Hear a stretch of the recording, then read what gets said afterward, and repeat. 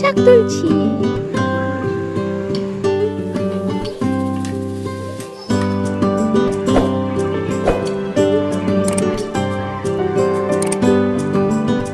Hello friends, good morning. Mr and Mrs Das blog চ্যানেলে তোমাদের সবাইকে স্বাগত জানাই। তো বন্ধুরা, তোমরা সবাই কেমন আছো? আশা করি সবাই ভালো আছো এবং সুস্থ আছো। আমরাও বেশ ভালো আছি। তো আজকে ভিডিওটা ঠিক কি নিয়ে আশা করি তোমরা টাইটেল থাম্বনেল দেখে বুঝতে পেরে গেছো। হ্যাঁ বন্ধুরা, আজ কয়েকদিন পর, টানা 11-12 দিনের পর আমাদের বাড়িতে আজকে আসবে মাছ। তার সাথে কিন্তু পেঁয়াজ রসুনও খাওয়া হবে।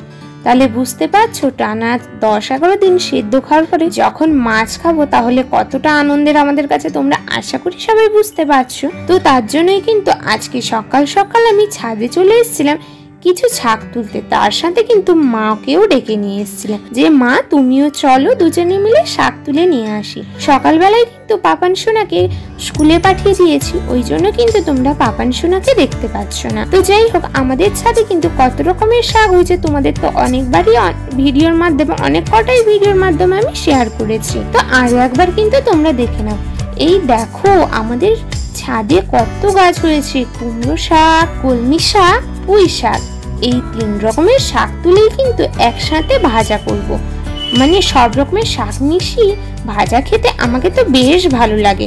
তোমরা যদি কোনোদিন এরকম মিশিয়ে সব রকমের শাক খাওনি, একবার কিন্তু বাড়িতে ট্রাই করতেই পারো। সত্যি খেতে কিন্তু দুর্দান্ত লাগে। তো যাই হোক, এবার কিন্তু মা আর আমি দুজনে মিলে আস্তে আস্তে সমস্ত শাকগুলোই ছাদ থেকে তুলে নেব।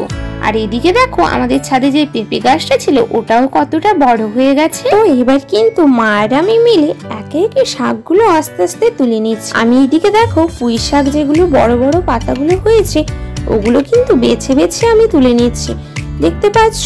আর মা কয়েকটা কিন্তু আগের থেকে কলমি শাকও তুলে নিয়েছে। তারপরে দেখো মা কিন্তু কুমড়ো শাকও তুলে নিচ্ছে। কুমড়ো শাকটা যেহেতু আমি তুলতে পারবো না, মানে মা বললো তোমাকে কুমড়ো শাকটা তুলতে হবে না, কুমড়ো শাকটা আমি ভালো করে বেছে একদম তুলে দিচ্ছি, তুমি পুঁই শাকটা ভালো করে যেগুলো বড় বড় পাতা নরম নরম আছে ওগুলোই তুলে নাও। তাই জন্য কিন্তু আমি পুঁই শাক আর কলমি শাকটা তুলছি, মার দায়িত্ব কুমড়ো শাকটা তোলা। তো যাই হোক, আমরা এবার একে একে যতটুকু আমাদের শাক লাগবে শাকটা আগে তুলে নিই।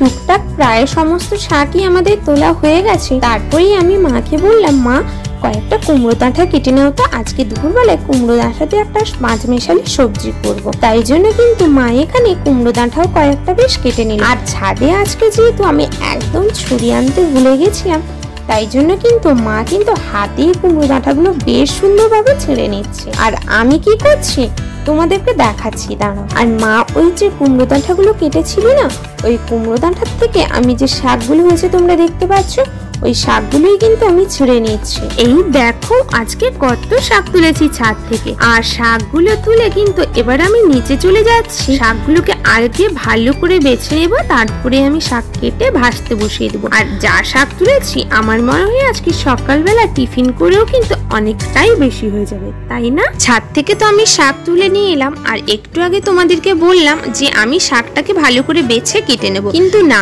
মা আসতেই মাকে বললাম, মা তুমি শাকটা ভালো করে বেছে কেটে দাও, আমি ওদিকে পেঁয়াজ রসুনটা ছাড়িয়ে নিই। তাই জন্য এখানে দেখো মা কিন্তু নতুন স্টাইলে কিভাবে চেয়ারে বসে বটি নিয়ে শাক কাটছে। তোমরা কি কেউ কোনোদিন এইরকম ভাবে শাক কেটেছো চেয়ারে বসে?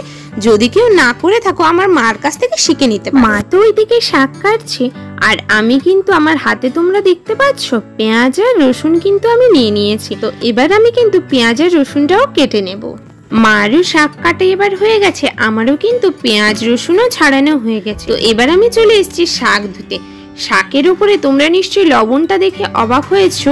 আসলে মা আমাকে বললো মোটা লবণ দিয়ে শাক ধুলে না ভালো, যাতে শাক খেয়ে যদি কোনো পোকামাকড় থাকে ওটা মরে কিন্তু বালতিতে, মানে তুমি যে জায়গাতে ধুছো নিচে থিতিয়েই পড়ে যাবে। তাই জন্যই আমি লবণ দিয়ে শাকটাকে ভালো করে ধুয়ে নিয়ে দেখো সেদ্ধ করতে বসিয়ে দিয়েছি। তো তোমরা একটু আগে দেখেছিলে এক কড়া আমি শাক সেদ্ধ করতে বসিয়েছিলাম, আর সেদ্ধ হয়ে যাওয়ার পরে কতটুকু শাক হয়ে গেছে তোমরা দেখতে পাচ্ছ। তাহলে বুঝতেই পারছো এত শাক তুলে নেওয়ার পরেও শাক যখন সেদ্ধ হয়ে গিয়ে একটুখানি হয়ে গেছে, মা প্রথমে বলছিল এত শাক তুললাম গেল কোথায়। তো আমি বলেছিলাম আমি যখন ভিডিও করেছি তুমি ভিডিওতে দেখবে শাকটা গেল কোথায়। আসলে শাশুড়ি বৌমার মধ্যে এরকম টুকটাক আমাদের মজা হতেই থাকে। তো যাই হোক, আমার কিন্তু শাক সেদ্ধ করার পরে এবার কিন্তু আমি শাকটাও ভালো করে ভেজে নিয়েছি, পেঁয়াজ রসুন শুকনো লঙ্কা একটু ফোড়ন দিয়ে। তো শাক ভাজাটা এবার করে নিই। শাক ভাজা করে নিয়ে আমি কিন্তু আগে সোজা চলে যাব স্নানে। স্নান করে এসে আগে কিন্তু আমি টিফিন করতে বসে যাব। শাক ভেজে নেওয়ার পরেই কিন্তু আমি চলে গেছিলাম স্নানে,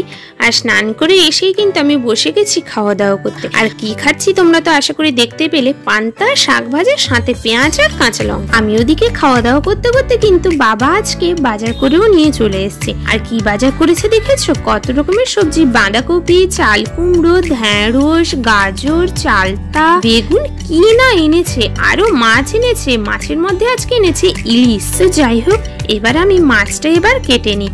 যেহেতু ইলিশ মাছ কেটে আনিনি, বাড়িতেই কাটতে হবে, তাই জন্য আমি আগে মাছটা আগে কেটে নিই। আর হ্যাঁ বন্ধুরা, তোমাদের সাথে একটা জিনিস তো শেয়ারই করাই হয়নি, একদম ভুলে গেছি। এই যে কই মাছটা তোমরা দেখতে পাচ্ছ না, কয়েকদিন আগে যে বৃষ্টি হয়েছিল, ওই বৃষ্টিতেই তোমাদের দাদাভাই কিন্তু রাস্তা থেকে কুড়িয়ে পেয়েছিল আর এনে রেখেছিল পাপান সোনা খাবে বলে। তারপরেই যেহেতু আমাদের মানুষ মারা গেছিল আর খাওয়া হয়েছিল না, ওটাই থেকে গেছিল। তো আজকে ওই কই মাছটা কিন্তু পাপান সোনাকে আমি রান্না করে দেব। তো এদিকে দেখো, কই মাছটাকে আমি আগে একটা ঝুড়িতে ঢেলে নিচ্ছি আর কিভাবে ছটফট করছে দেখতে পাচ্ছ। যাই হোক, এবার কিন্তু আমি বসে গেছি ইলিশ মাছটা কাটতে। তো ইলিশ মাছের আমি প্রথমে আঁশটা ছাড়িয়ে নেবো ঠিকই, কিন্তু কাটবো না। ইলিশ মাছের আঁশটা ছাড়ানোর পরে মাছটাকে আমি আগে ভালো করে ধুয়ে নেব, তারপরেই কিন্তু আমি ছোট ছোট পিস করে আগে কেটে নেব। তো যাই হোক, এবার আমি আগে চটপট করে আগে মাছটা কেটে নিই, তারপরে আসছি। তোমরা ততক্ষণ দেখতে থাকো আমি কিভাবে মাছটা আগে কাটছি।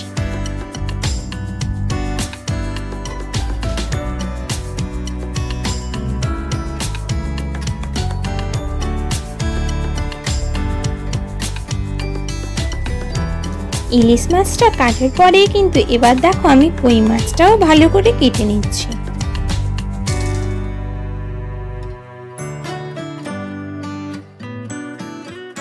যাই হোক, মোটামুটি মাছ কাটা কিন্তু আমার কমপ্লিট হয়ে গেছে। তো এবার দেখো আমি মাছটাকে ভালো করেই আগে আঁশ আর যতটুকু মাছের গায়ে আঁশ আছে ওটাকেও আমি ছাড়িয়ে ভালো করেই মাছটাকে ধুয়ে নিচ্ছি। তো মাছটা আগে ভালো করে ধুয়ে নিই, তারপরে আমি মাছটাকে আগে কেটে নেব।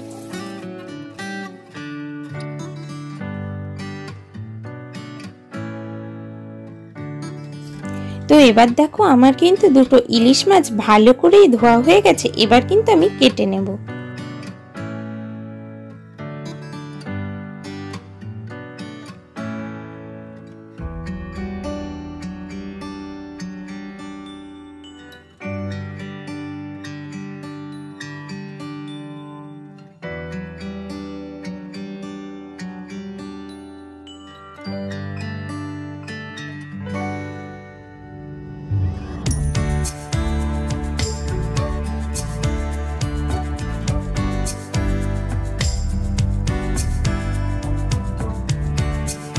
তো এবার কিন্তু আমার ইলিশ মাছটা খুব সুন্দরভাবে আমি কেটে নিয়েছি।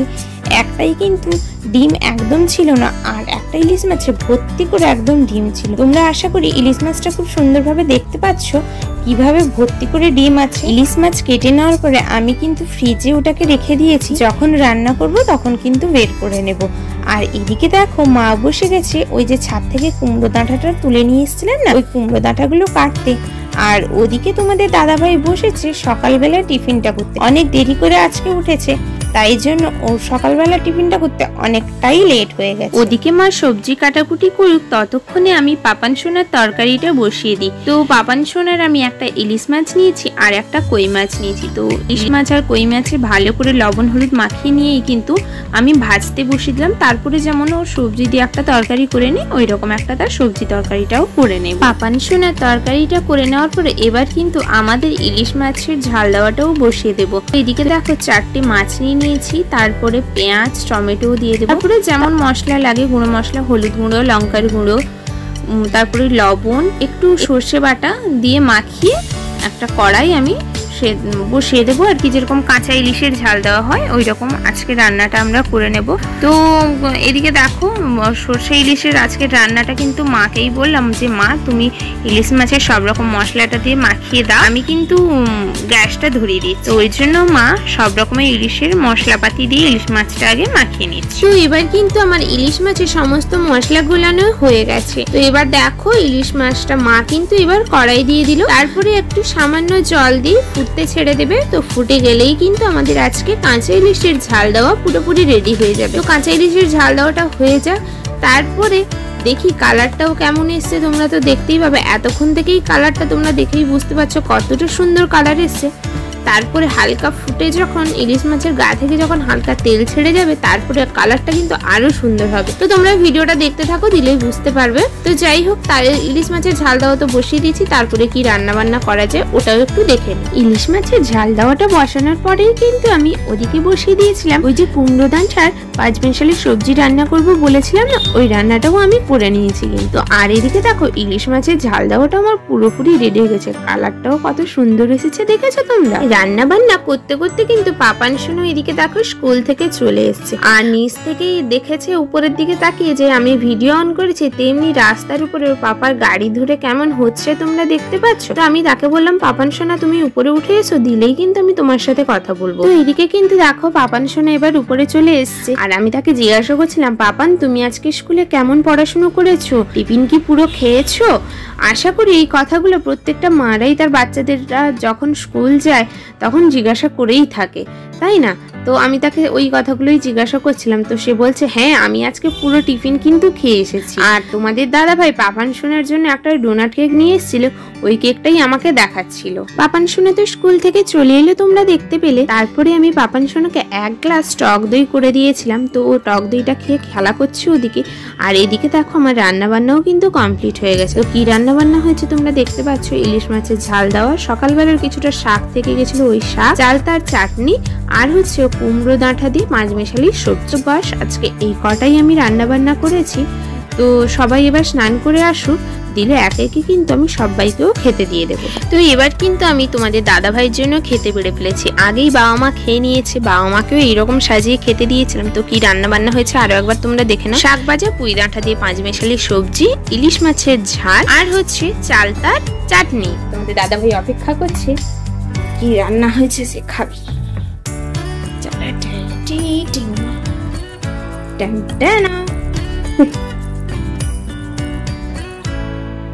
বলো টানা 14 দিন পর মাছ খাওয়া হচ্ছে, মানে 11 দিন সেদ্ধ, তারপরে 12 দিনের কাজ, তারপরে পড়েছে শনিবার। হ্যাঁ এরকম করে করে টানা 14 দিন পরে মাছ খাওয়া হচ্ছে, তার জন্য সাজিয়ে আজকে খেতে দেওয়া হচ্ছে, তাই তো? একদম, তাও আবার ইলিশ মাছ। প্রথম 14 দিন নিরামিষ খাওয়ার পরে ইলিশ মাছ খাওয়ার থেকে দেখেই পেট ভর্তি হয়ে যাবে যে সাজানো হয়েছে। তাও আবার কিসের জন্য? সেদ্ধ করে, এতদিন সেদ্ধ করে আমিষ হচ্ছে তাই জন্য সাজানো, না হলে এমনি সাজানো নয়। কি তোমাকে এমনি সাজিয়ে খেতে দিই না আমি? হ্যাঁ দেওয়া হয় বিশেষ অকেশনে, সবসময় রেগুলার নয়। যাই হোক খাওয়াটা শুরু করা যাক। এতদিন পর আমিষ খাচ্ছি, দেখি কেমন লাগে। শুরু করা, আজকে তো জল আসছি।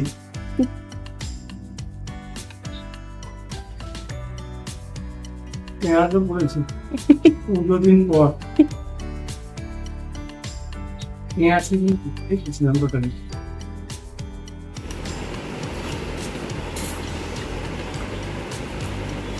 আরো মাছ বাকি হচ্ছে দাঁড়া।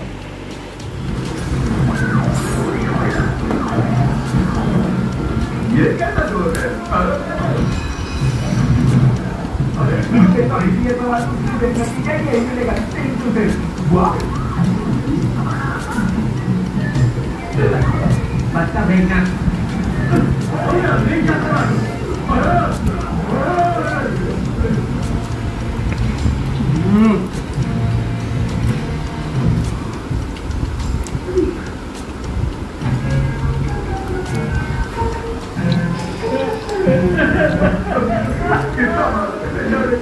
তো বন্ধুরা তোমাদের দাদাভাই কিভাবে টানা 14 দিন পর তৃপ্তি করে খাচ্ছে দেখতে পাচ্ছ।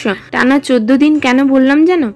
আসলে আমরা যেদিন শুদ্ধ হয়েছিলাম তার ঠিক পরের দিনই পড়ে গেছিল শনিবার, আর তারপরের দিন একটা কিসের জন্য পরপর দুদিন আমাদের নিরামিষ খাওয়া হয়েছিল, তাই জন্য আমাদের আর মাছটা খাওয়া হয়েছিল না। তার দুদিন পরেই বাড়িতে কিন্তু মাছ এসেছিল। তো যাই হোক, ওদিকে তোমাদের দাদা ভাই খেতে খেতে তারপরে কিন্তু আমিও খেতে বসে গেছিলাম, আর আমিও কিন্তু খাওয়া দাওয়াটা শুরু করে দিয়েছি। তো যাই হোক বন্ধুরা, আজকের ভিডিওটা কিন্তু এখানেই শেষ করছি। ভিডিওটা কেমন লাগলো তোমরা কিন্তু অবশ্যই কমেন্ট করে জানিও, আর ভিডিওটা যদি তোমাদের ভালো লেগে থাকে তাহলে চ্যানেলটাকে লাইক কমেন্ট শেয়ার করে দিও, আর চ্যানেলটাকে সাবস্ক্রাইব করে দিও। অবশ্যই কিন্তু বেল আইকনটাও প্রেস করে দিও, দিলে আমার চ্যানেলের যে কোনো ভিডিওর প্রথম নোটিফিকেশন কিন্তু তোমরা পেয়ে যাবে। তো তাহলে আজকের মতন চলি বন্ধুরা, আবার তোমাদের সাথে দেখা হবে নিত্য নতুন ব্লগের মাধ্যমে। তাহলে আজকের মতন চলি, টাটা।